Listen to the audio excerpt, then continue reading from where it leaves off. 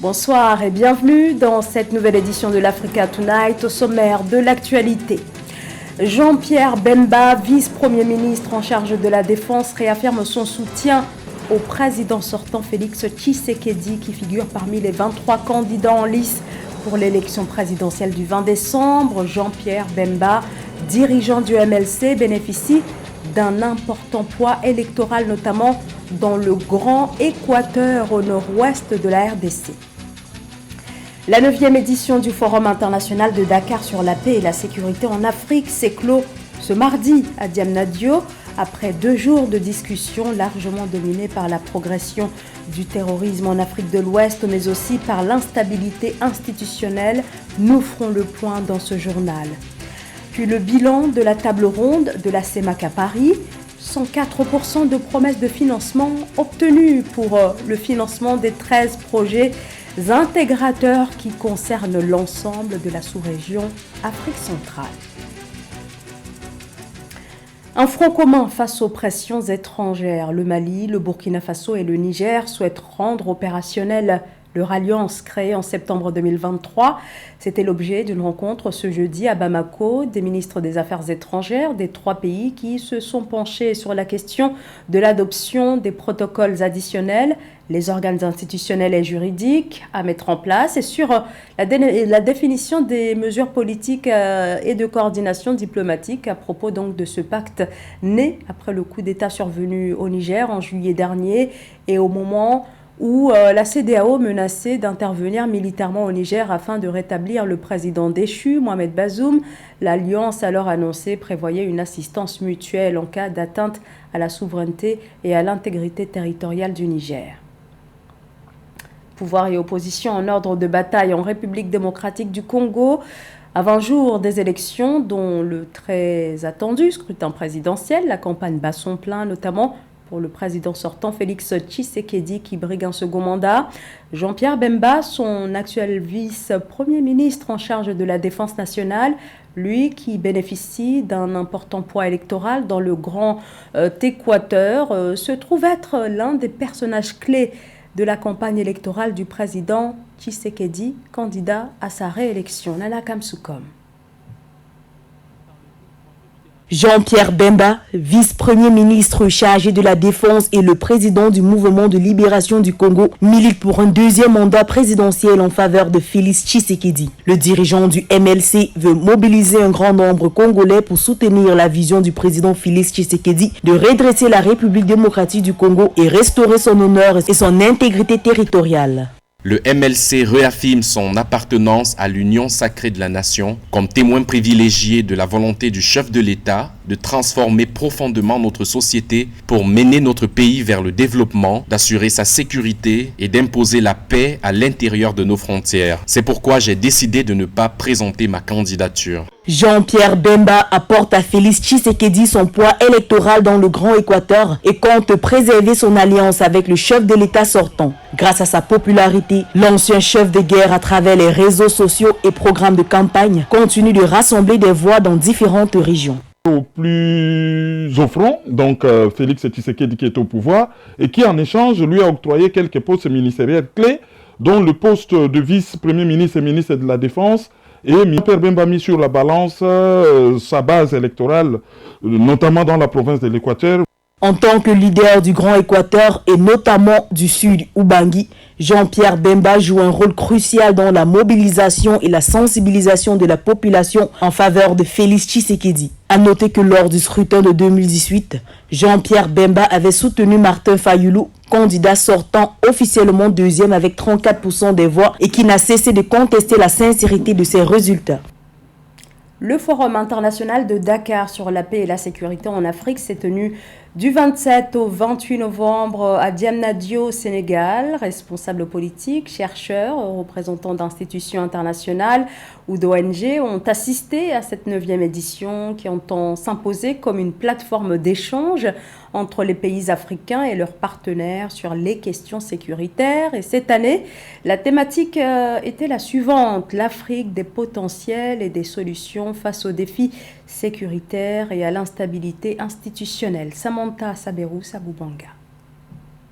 La 9e édition du Forum international sur la paix et la sécurité en Afrique s'est tenue les 27 et 28 novembre 2023 à Diamniadio, localité située à 30 km de Dakar au Sénégal. Tenue sous le thème « L'Afrique des potentiels et des solutions face aux défis sécuritaires et à l'instabilité institutionnelle ». Présent à l'événement, le président sénégalais Macky Sall a dans son discours souligné que cette édition met en lumière les contrastes de l'Afrique, un continent riche par un immense potentiel qui aspire à l'émergence et au développement mais secoué par les violences terroristes, l'insécurité et l'instabilité institutionnelle. Ce sujet met en lumière les contrastes de notre continent. Une Afrique grande et riche qui aspire à l'émergence mais toujours en retard sur le processus de développement. Une Afrique qui progresse sur la voie de la démocratie, mais encore secouée par l'instabilité institutionnelle. Une Afrique engagée à faire taire les armes, mais toujours sous le feu ravageur des conflits et du terrorisme. De son côté, le président mauritanien Mohamed Ould Cheikh El Ghazouani a révélé que la lutte contre l'insécurité et l'instabilité en Afrique devrait s'accompagner d'une amélioration de la gouvernance politique et sociale. Les deux dirigeants ont unanimement reconnu que leur plaidoyer est surtout motivé par les coups d'État militaires survenus dans plusieurs pays du continent. Le contraste le plus saisissant sur notre continent réside dans l'énorme décalage entre, d'une part, son extraordinaire potentiel en matière de ressources naturelles, de position géostratégique et de ressources humaines jeunes et dynamiques, qui aurait dû en faire un espace de paix, de stabilité et de développement, et d'autre part sa réalité objective, souvent faite de pauvreté, de sous-développement, d'insécurité et d'instabilité sociale et institutionnelle. Les recommandations issues des travaux de cette édition visent à mobiliser et à valoriser les ressources humaines et des solutions africaines aux défis sécuritaires et à l'instabilité institutionnelle du continent. Le pouvoir militaire au Niger abroge la loi contre les trafiquants de migrants dans ce pays qui est une plaque tournante vers l'Europe. Pour les autorités au pouvoir, cette loi érige et incrimine en trafic illicite certaines activités par nature régulière. Une loi votée sous l'influence de puissances étrangères, estiment également les nouvelles autorités nigériennes, au sujet donc de ce texte qui avait été adopté en 2015 dans le cadre d'un accord avec l'Union européenne. Marie-Raphaël Antelo. Le 27 novembre 2023, le président de la transition du Niger, le général Abdourahmane Tchiani, a abrogé par ordonnance la loi de 2015 qui criminalise le trafic de migrants. Cette loi avait été votée alors que le nombre de migrants ouest-africains qui traversaient la frontière nigérienne vers la Libye ou l'Algérie dans le but d'atteindre l'Europe ne cesse de croître. Cette loi avait d'ailleurs abouti à la transformation du Niger en hub de contention des migrants venus d'Afrique de l'Ouest et centrale. L'abrogation de la loi criminalisant les migrants par le Niger est un établissement d'un rapport de force par ces pays vis-à-vis de l'Union européenne. Il est connu que l'Union européenne a externalisé sa sécurité au niveau de certains pays du Maghreb et du Sahel et qu'il est inconcevable que le Niger, pays du Sahel, puisse continuer à jouer les gendarmes de l'Europe alors que l'Union européenne s'est mise du côté de la CEDEAO pour sanctionner le Niger par rapport au mode d'accession au pouvoir des actuelles autorités nigériennes, dont le général Abdourahmane Tchiani. La loi de 2015 sur le trafic illicite de migrants punissait de 3 à 10 ans d'emprisonnement et de 1 à 5 millions de francs CFA d'amende toute personne qui, en échange d'avantages financiers ou matériels, assurait l'entrée ou la sortie illégale au Niger d'un non-ressortissant ou d'un non-résident permanent ou lui fournissait documents de voyage ou d'identité frauduleux. L'implémentation de cette loi avait rapidement réduit le nombre de migrants ouest-africains qui traversaient la frontière nigérienne vers la Libye ou l'Algérie dans le but d'atteindre l'Europe de 350 par jour à 100 par semaine. Donc cette mesure, c'est une mesure de rétorsion à la fois, mais un moyen de pression pour obtenir des négociations avec un élément qui peut amener l'Union européenne à assouplir sa position vis-à-vis du Niger. D'après des experts du phénomène migratoire, l'abrogation de la loi pourrait faire prospérer de nouveau l'économie autour des migrations, qui avait été une source de revenus après l'effondrement du tourisme dans la région septentrionale d'Agadez, stoppée net par la loi de 2015. Rappelons que le Niger est le principal pays de transit situé à la lisière sud du désert du Sahara, un lieu stratégique pour migrer vers l'Europe. La table ronde de la CEMAC, la communauté économique et monétaire de l'Afrique centrale, s'est tenue jusqu'à ce mercredi à Paris. Comme pour le premier programme des projets intégrateurs prioritaires, la Banque de développement des États de l'Afrique centrale s'est engagée à participer au financement des 13 projets de la sous-région. Et pour ce faire, la BDEAC a annoncé lors de cette rencontre à Paris son intention de débloquer un important fonds. Reportage de Lizelsi Akizimana. La BDEAC, Banque de développement des États de l'Afrique centrale, va soutenir 10 des 13 projets de la CEMAC, la communauté économique et monétaire de l'Afrique centrale.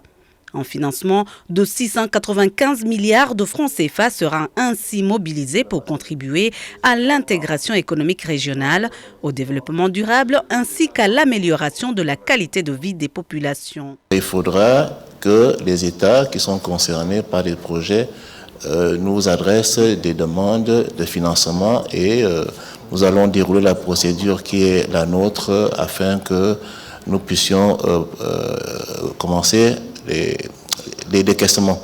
La BDEAC entend assurer une couverture totale des 6 pays de la CEMAC, développement des transports, renforcement de la production de l'énergie électrique, promotion du marché unique pour renforcer l'intégration commerciale ou encore diversification économique sont autant de projets prioritaires auxquels la BDEAC souhaite contribuer. Si nous travaillons avec détermination et entrain au développement de l'Afrique, en préservant nos valeurs intrinsèques, alors nous pourrons donner des raisons d'espérer à notre jeunesse, faire de lance de notre avenir. Ici, c'est un message d'espoir que nous donnons notamment à notre jeunesse, à nos peuples de manière générale et à la jeunesse plus particulièrement. Rappelons que la table ronde pour le deuxième programme des 13 projets intégrateurs prioritaires de la CEMAC s'est tenue à Paris les 28 et 29 novembre. Une opération qui a mobilisé des promesses de financement d'un montant total de plus de 9 milliards d'euros. Le manque d'oxygène médical en Afrique, la problématique a été plus que jamais mise en lumière lors des afflux massifs de patients dans les structures de santé durant la pandémie de Covid-19. Le manque d'accès à l'oxygène met en danger de nombreuses vies. C'est notamment le cas en République démocratique du Congo où se développent néanmoins quelques initiatives comme cette unité de production d'oxygène médical qui vient d'être inaugurée dans un hôpital général du Congo central. Marie-Raphaël Antelo. En République démocratique du Congo, les autorités gouvernementales ont procédé le 27 novembre 2023 à l'inauguration de la toute première usine de production d'oxygène médical dans la zone de Kimpese, dans la province du Bas-Congo. D'après l'exécutif congolais, l'implémentation de cette usine est une matérialisation de la couverture santé universelle initiée par le chef de l'État pour rendre l'oxygène médical plus accessible dans le pays. En effet, selon les résultats de l'enquête menée en 2018 par l'école de santé publique de Kinshasa, seuls 6% d'établissements de soins disposaient d'oxygène médical dans ce pays d'Afrique centrale. Je salue les efforts fournis par le ministère de la Santé publique, Hygiène et Prévention afin de matérialiser cette vision. En l'espèce ici, en concrétisant sa feuille de route visant en première ligne la production de l'oxygène médicale, ciblant au moins une unité de production par province d'ici l'an 2025. Je tiens ici à attirer l'attention du personnel médical sur le fait que l'oxygène médical reste un médicament. Dans ce contexte, son administration requiert une certaine expertise. Cette usine d'une capacité de production journalière de 50 litres vient remédier à la pénurie de l'oxygénothérapie au Congo central. Elle pourra desservir toutes les formations sanitaires du Kimpese et ses environs. Rappelons que depuis l'avènement de la pandémie de Covid-19 en 2019, de nombreux pays africains ont renforcé leurs demandes vis-à-vis de l'oxygène médical. Je profite de cette occasion pour remercier encore une fois Monsieur le gouverneur pour son leadership éclairé qui rentre directement en ligne droite avec la vision de notre chef de l'État, initiateur de la couverture santé universelle. Notons que cette première usine d'oxygène au Congo central est le fruit du partenariat entre le ministère national de la Santé publique et l'organisation américaine Clinton Health Access Initiative et l'UNITAID. C'était le journal de la rédaction. Merci à vous tous de nous avoir suivis. Restez avec nous sur Africa 24, l'actualité continue.